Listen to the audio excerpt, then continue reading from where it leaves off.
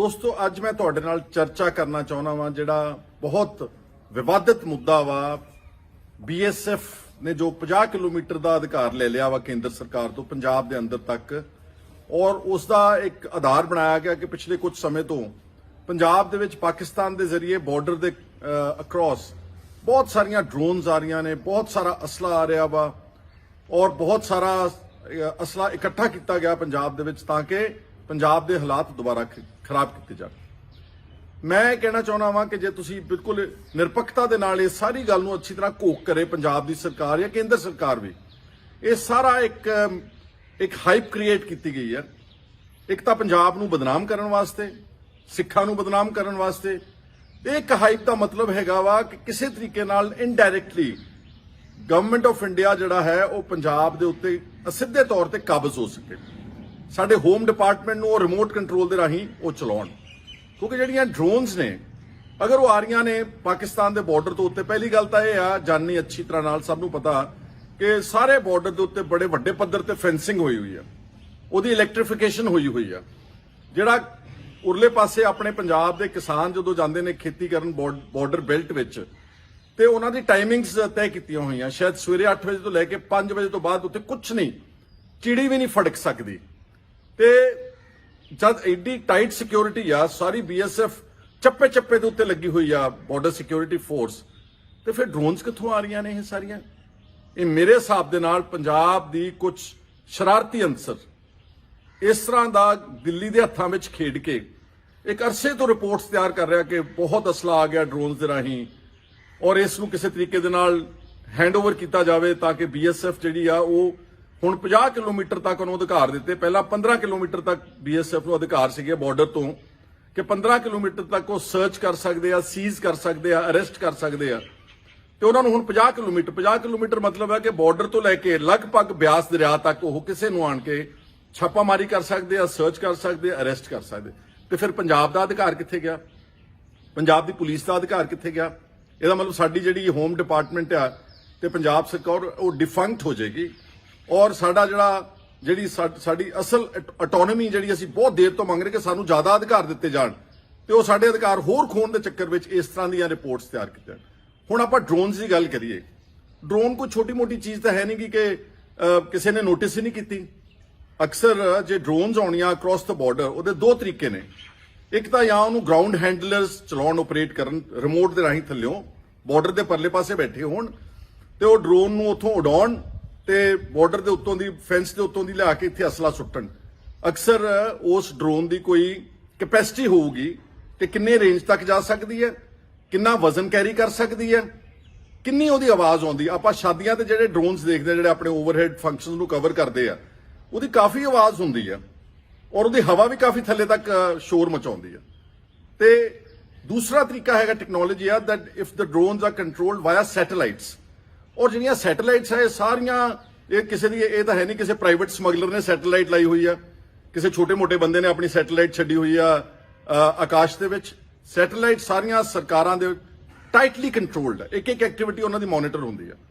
इसलिए साडा ये मनना वा कि सारा एक प्रोपेगेंडा क्रिएट किया गया वा जानबुझ के पंजाबियों नूं बदनाम करने लई, सिखां नूं बदनाम करने लई, लेबल करने लई कि ये टैररिस्ट ने। और तीसरा मकसद हैगा कि किसी तरीके नाल पंजाब दे उत्ते इनडायरैक्टली सारी स्टेट नूं आप कंट्रोल किया जाए। हुण इहदे विच जिहड़े मोहरे बने ने, अनफॉर्चुनेटली मैनूं कहना पै रहा वा कैप्टन अमरिंदर सिंह साडे सत्कारयोग आगू ने, वो पिछले 3-4 साल तो लगातार ये गल कह रहे ने कि ड्रोन्स आ गईयां, असला बड़ा इकट्ठा हो गया। अगर असला इकट्ठा होया 3-4 साल तो चलिया कित्थे है? वो कित्थे गया असला सारा जिहड़ा पंजाब कह रहा पुलिस के इकट्ठा हो रहा वा? और जिहड़ियां इन्हां ने ड्रोन्स सीज कीतियां इन्हां ने कदी नहीं दस्सिया लोकां नूं पब्लिकली, किते मीडिया के सामने किते प्रेजेंटेशन नहीं दी कि आह ड्रोन्स ने, इन्हां ड्रोन्स की कैपेसिटी है कि इन्नियां उच्ची उड़ सकती है, 1 किलोमीटर वर्टिकल जा सकती है ते यह 5-7-10 किलोमीटर जिन्ना भी कहना चाहते वर्टिकल इसकी ट्रैवलिंग लिमिट कितनी है। ये तो है नहीं कि एक ड्रोन रिमोट ना बंदा चला रहा तो 500 किलोमीटर तक जा सकती है या 100 किलोमीटर तक जा सकती है। इसलिए सारा एक कंकॉक्टेड एक बहुत वड्डे पद्धर के उत्ते एक साजिश आ साडी स्टेट की ऑटोनॉमी नूं तबाह करने वास्ते और केंद्र सरकार इस दे उत्ते इनडायरैक्ट कंट्रोल करने वास्ते ये सारा एक साजिश रची जा रही है। और उहदे विच जिद्दां मैं पहलां कहा कि कुछ शरारती लोग जिहड़े ने इसका ਇਸ ਨੂੰ ਪ੍ਰੋਪੇਗੇਟ ਕਰ ਰਹੇ ਨੇ। ਹੁਣ ਸਰਕਾਰ ਦਾ ਇਹ ਫਰਜ਼ ਬਣਦਾ ਵਾ ਕਿ ਇੱਕ ਪਬਲਿਕ ਡੈਮੋਨਸਟ੍ਰੇਸ਼ਨ ਕਰੇ, ਜਿਹੜੀਆਂ ਡਰੋਨ ਸੀਜ਼ ਕੀਤੀਆਂ ਉਹ ਸਾਰੀਆਂ ਕਢਾਵੇ, ਉਹਨਾਂ ਦੀ ਕੈਪੈਸਿਟੀ ਚੈੱਕ ਕਰੇ ਟੈਕਨੋਲੋਜੀ ਵਾਈਜ਼, ਉਹਨਾਂ ਦਾ ਕਿੰਨੀ ਸਟਰੈਂਥ ਹੈਗੀ ਆ, ਕਿੰਨਾ ਟਰੈਵਲ ਕਰ ਸਕਦੇ ਆ, ਕਿੰਨਾ ਵਜ਼ਨ ਕੈਰੀ ਕਰ ਸਕਦੇ ਆ। ਅਗਰ ਇਸ ਤਰ੍ਹਾਂ ਨਾਲ ਕਰਕੇ ਔਰ ਮੀਡੀਆ ਨੂੰ ਸੱਦਿਆ ਜਾਵੇ ਤੇ ਮੀਡੀਆ ਦੇ ਸਾਹਮਣੇ ਇਹਦੀ ਇੱਕ ਪੂਰੀ ਡੈਮੋਨਸਟ੍ਰੇਸ਼ਨ ਕੀਤੀ ਜਾਵੇ, ਦੁੱਧ ਦਾ ਦੁੱਧ ਤੇ ਪਾਣੀ ਦਾ ਪਾਣੀ ਹੋ ਜਾਵੇ। ਔਰ ਮੈਨੂੰ ਯਾਦ ਹੈ ਅੱਛੀ ਤਰ੍ਹਾਂ ਇੰਡੀਅਨ ਐਕਸਪ੍ਰੈਸ ਤੇ ਮੇਰੇ ਅਜ਼ੀਜ਼ ਦੋਸਤ ਨੇ ਅਮਨ ਸਿੰਘ ਛੀਨਾ, ਇੰਡੀਅਨ ਐਕਸਪ੍ਰੈਸ ਨੇ ਕਾਫੀ ਵੱਡੀ ਤਹਿਕੀਕਾਤ ਕੀਤੀ ਜਦੋਂ ਬਾਰਡਰ ਦੇ ਲਾਗੇ ਕੋਈ ਡਰੋਨ ਸੁੱਟਦਾ ਡਿੱਗਦੀ ਸੀਗੀ। ਇਹਨਾਂ ਨੇ ਮੌਕੇ ਤੇ ਜਾ ਕੇ ਕਿਹਾ, ਪਿੰਡਾਂ ਨੇ, ਲੋਕਾਂ ਨੇ, ਸਰਪੰਚਾਂ ਨੇ ਗਵਾਹੀਆਂ ਦਿੱਤੀਆਂ ਉੱਥੇ ਇੰਡੀਅਨ ਐਕਸਪ੍ਰੈਸ ਦੀ ਟੀਮ ਨੂੰ ਕਿ ਇੱਥੇ ਅਸੀਂ ਕੋਈ ਡਰੋਨ ਦੇਖੀ ਨਹੀਂ ਗਈ, ਕੋਈ ਆਵਾਜ਼ ਹੀ ਨਹੀਂ ਆਈ, ਕਿਤੇ ਸਾਨੂੰ ਡਿੱਗਦੀ ਨਹੀਂ ਨਜ਼ਰ ਆਈ, ਕੋਈ ਬੰਦਾ ਅਸਲਾ ਚੱਕਦਾ ਨਹੀਂ ਨਜ਼ਰ ਆਇਆ। ਇਹ ਸਾਰਾ ਤੇ ਸਾਰਾ ਜਾਣ ਬੁੱਝ ਕੇ ਇੱਕ ਪ੍ਰੋਪੇਗੈਂਡਾ ਕ੍ਰੀਏਟ ਕੀਤਾ ਗਿਆ ਪੰਜਾਬ ਨੂੰ ਹੜਪਣ ਵਾਸਤੇ। ਔਰ ਨਾਲ ਮੈਂ ਕਹਿਣਾ ਚਾਹੁੰਦਾ ਕਿ ਫਰਜ਼ ਕਰੋ 1 ਮਿੰਟ ਵਾਸਤੇ ਕੋਈ ਡਰੋਨਸ ਅਕ੍ਰੋਸ ਦ ਬਾਰਡਰ ਆ ਰਹੀਆਂ, ਪੰਜਾਬ ਸਰਕਾਰ ਕੇਂਦਰ ਸਰਕਾਰ ਨੂੰ ਲਿਖ ਕੇ ਪੁੱਛੇ ਕਿ ਇਹ ਦੱਸੋ ਤੁਸੀਂ ਕਿ ਕੀ ਤੁਸੀਂ ਇੰਟਰਨੈਸ਼ਨਲ ਲੈਵਲ ਦੇ ਉੱਤੇ ਬਾਇਲੇਟਰਲ ਟਾਕਸ ਵਿੱਚ ਪਾਕਿਸਤਾਨ ਨਾਲ ਕਦੀ ਡਰੋਨਸ ਦੀ ਕੰਪਲੇਂਟ ਕੀਤੀ ਹੈ ਕਿ ਬਾਰਡਰ ਤੋਂ ਕਿੰਨੀਆਂ ਡਰੋਨਸ ਆ ਚੁੱਕੀਆਂ ਤੁਹਾਡੇ ਕੋਲ? ਅਗਰ ਤੁਸੀਂ ਕਹਿ ਰਹੇ ਹੋ ਕਿ ਪਿਛਲੇ 3-4 ਸਾਲ ਤੋਂ ਲੈਟਸ ਪ੍ਰਜ਼ੂਮ ਅਸੀਂ 100 ਡਰੋਨ ਸੀਜ਼ ਕੀਤੀ ਆ, ਕੀ ਕੇਂਦਰ ਸਰਕਾਰ ਨੇ ਕਦੀ ਲਿਖਤੀ ਤੌਰ ਤੇ ਪਾਕਿਸਤਾਨ ਨੂੰ ਪੁੱਛਿਆ ਵਾ ਕਿ 100 ਡਰੋਨ ਦਾ ਸਾਨੂੰ ਵੇਰਵਾ ਦਿੱਤਾ ਜਾਵੇ, ਜਾਂ ਸ਼ਿਕਾਇਤ ਲੌਂਚ ਕੀਤੀ ਆ ਕਿ ਪਾਕਿਸਤਾਨ ਨਾਲ ਕਿ ਤੁਸੀਂ ਇਹ ਡਰੋਨਸ ਭੇਜ ਰਹੇ ਹੋ? ਮੇਰਾ ਇਹ ਦੁਬਾਰਾ ਇਹ ਕਹਿਣਾ ਵਾ ਕਿ ਅੱਜ ਪੰਜਾਬ ਬਿਲਕੁਲ ਪੀਸਫੁਲ ਸਟੇਟ ਹੈ, ਪੰਜਾਬ ਤੇ ਕਿਸੇ ਤਰ੍ਹਾਂ ਦਾ ਕੋਈ ਖਤਰਾ ਮੰਡਲਾ ਨਹੀਂ ਰਿਹਾ। ਹਾਂ, ਇਹ ਜ਼ਰੂਰ ਹੈ ਕਿ ਲੋਕ ਫਰਸਟ੍ਰੇਟਡ ਨੇ, ਨੌਜਵਾਨਾਂ ਨੂੰ ਨੌਕਰੀਆਂ ਨਹੀਂ ਮਿਲ ਰਹੀਆਂ, ਬੇਚੈਨੀ ਜ਼ਰੂਰ ਹੈਗੀ, ਲੇਕਿਨ ਇਸ ਮੁਕਾਮ ਤੱਕ ਬੇਚੈਨੀ ਨਹੀਂ ਗੀ ਕਿ ਉਹ ਹਥਿਆਰ ਚੱਕ ਕੇ ਵਾਇਲੈਂਸ ਵਿੱਚ ਇੰਡਲਜ ਕਰਨ। ਇਸ ਲਈ ਇਹ ਸਾਰਾ ਜਿਹੜਾ ਹੈਗਾ ਇਹ ਇੱਕ ਪੂਰੀ ਕਨਸਪੀਰੇਸੀ ਦੇ ਤਹਿਤ, ਇੱਕ ਸਾਜ਼ਿਸ਼ ਦੇ ਤਹਿਤ ਇੱਕ ਜਾਲ ਬੁਣਿਆ ਜਾ ਰਿਹਾ ਵਾ ਕਿ ਕਿਸੇ ਤਰੀਕੇ ਨਾਲ ਡਰੋਨਸ ਦਾ ਸ਼ੋਰ ਮਚਾਓ, ਅਸਲੇ ਦਾ ਸ਼ੋਰ ਮਚਾਓ, ਤਾਂ ਕਿ ਪੰਜਾਬ ਦੇ ਉੱਤੇ indirect government of India the control ਕੀਤਾ ਜਾਵੇ, ਪੰਜਾਬ ਦੀ ਆਟੋਨਮੀ ਦੇ ਨੂੰ ਹੋਰ ਕੱਟਿਆ ਜਾਵੇ। ਇਹ ਸਾਰਾ ਮਸਲਾ ਮੈਂ ਸਮਝਦਾ ਕਿ ਜਿਹੜਾ ਹੈ ਅਸਲੀਅਤ ਜਿਹੜੀ ਹੈਗੀ ਹੈ। ਇਸ ਲਈ ਮੈਂ ਸਾਰੇ ਸਮੂਹ ਸਤਿਕਾਰਯੋਗ ਪੰਜਾਬ ਦੇ ਲੋਕਾਂ ਨੂੰ, ਹਰ ਵਰਗ ਦੇ ਲੋਕਾਂ ਨੂੰ, ਜਿੱਥੇ ਆਪਾਂ ਕਹਿੰਦੇ ਕਿ ਅਸੀਂ ਪੀਸ ਮੇਨਟੇਨ ਤਾਂ ਕਰ ਹੀ ਰਹੇ ਹਾਂ, ਨਾਲ ਜਿਹੜੀਆਂ ਇਹ ਏਜੰਸੀਜ਼ ਜਿਹੜੀਆਂ ਇਹ ਇੱਕ ਸਪਰੈਡ ਕਰ ਰਹੀਆਂ, ਇੱਕ ਜਿਹੜਾ ਪ੍ਰੋਪੇਗੈਂਡਾ ਕੀਤਾ ਜਾ ਰਿਹਾ, ਉਹਨਾਂ ਨੂੰ ਬੰਦ ਕਰਨਾ ਚਾਹੀਦਾ। ਪੰਜਾਬ ਦੇ ਲੋਕ ਤਾਂ ਹਮੇਸ਼ਾ ਸਭ ਤੋਂ ਮੋਹਰੇ ਹੋ ਕੇ ਜਾਨਾਂ ਗਵਾ ਰਹੇ ਨੇ।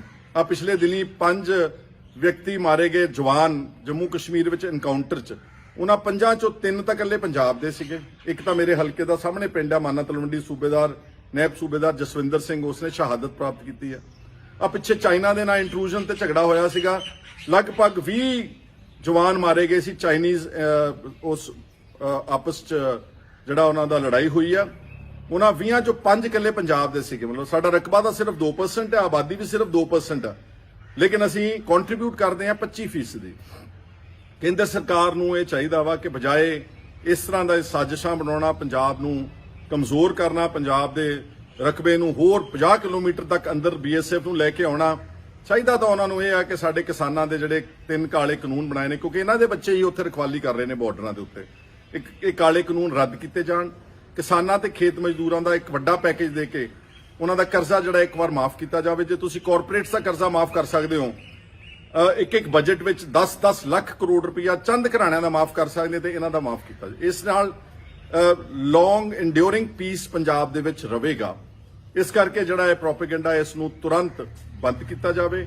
ਔਰ ਲੋਕਾਂ ਨੂੰ ਵੀ ਮੈਂ ਅਪੀਲ ਕਰੂੰਗਾ ਕਿ ਤੁਸੀਂ ਇਸ ਜਿਹੜਾ ਇਹ ਇੱਕ ਫੇਕ ਪ੍ਰੋਪੇਗੈਂਡਾ ਕ੍ਰੀਏਟ ਕੀਤਾ ਜਾ ਰਿਹਾ, ਇਹਦੇ ਸ਼ਿਕਾਰ ਨਹੀਂ ਹੋਣਾ, ਔਰ ਸਾਰੀ ਗੱਲ ਨੂੰ ਅੱਛੀ ਤਰ੍ਹਾਂ ਸੋਚਣ ਸਮਝਣ ਤੋਂ ਬਾਅਦ ਜਿਹੜਾ ਹੈਗਾ ਵਾ ਫਿਰ ਕਿਸੇ ਗੱਲ ਦੇ ਉੱਤੇ ਨਿਰਣੇ ਤੇ ਪਹੁੰਚਣਾ ਚਾਹੀਦਾ। ਔਰ ਜਿਹੜੇ ਪੰਜਾਬ ਦੇ ਲੀਡਰਸ ਕੋਈ ਵੀ ਚਾਹੇ ਉਹ ਦਿੱਲੀ ਦੇ ਹੱਥ ਠੋਕੇ ਨਾ ਬਣੋ, ਔਰ ਆਪਣੀ ਹੀ ਸਟੇਟ ਨੂੰ ਕਮਜ਼ੋਰ ਕਰਕੇ ਆਪਣੀ ਹੀ ਸਟੇਟ ਦਾ ਬਹੁਤ ਸਾਰਾ ਹਿੱਸਾ ਤੁਸੀਂ ਜਿਹੜਾ BSF ਨੂੰ ਜਾਂ ਗਵਰਨਮੈਂਟ ਆਫ ਇੰਡੀਆ ਦੇ ਅਧਿਕਾਰ ਖੇਤਰ ਦੇ ਵਿੱਚ ਅੱਗੇ ਨਾ ਲੈ ਕੇ ਆਓ।